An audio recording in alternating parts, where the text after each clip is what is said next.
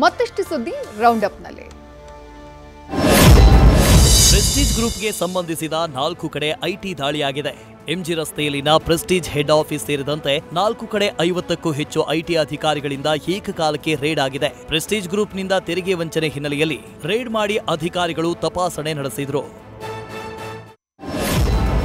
Car ಚಾಲಕನೋರ್ವ ಮತ್ತೋರ್ವ ಚಾಲಕನ ಮೇಲೆ ಹಲ್ಲೆ ಮಾಡಿ ಪುಂಡಾಟವಾಡಿದ್ದಾನೆ. ಎಂಜಿ ರೋಡ್ನಲ್ಲಿ ಈ ಘಟನೆ ನಡೆದಿದೆ. ಗಾಡಿ ಟಚ್ ಆದ ವಿಚಾರಕ್ಕೆ ಕಾರು ಚಾಲಕರಿಬ್ಬರು ನಡು ರಸ್ತೆಯಲ್ಲಿ ಗಲಾಟೆ ಮಾಡಿಕೊಂಡಿದ್ದಾರೆ. ಕೈನಲ್ಲಿ ರಾಡ್ ಹಿಡಿದು ಓರ್ವ ಚಾಲಕ ಮತ್ತೊಬ್ಬ ಚಾಲಕನ ಮೇಲೆ ಹಲ್ಲೆ ನಡೆಸಿದ್ದಾನೆ.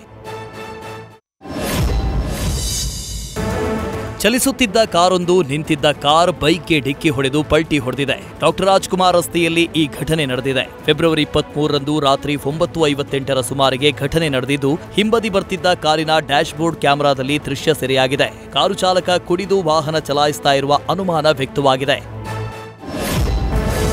ಎಚ್ಎಸ್ಆರ್ಪಿ ನಂಬರ್ ಪ್ಲೇಟ್ ಗಡುವು ಮತ್ತೆ ವಿಸ್ತರಣೆಯಾಗಿದೆ.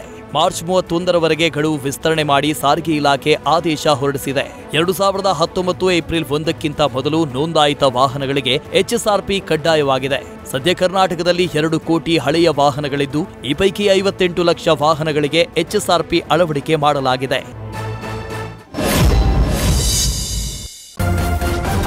ನ್ಯೂಸ್ ಫಸ್ಟ್ ನಿರ್ಭೀತಿಯಿಂದ ನಿಮ್ಮ ಪರವಾಗಿ.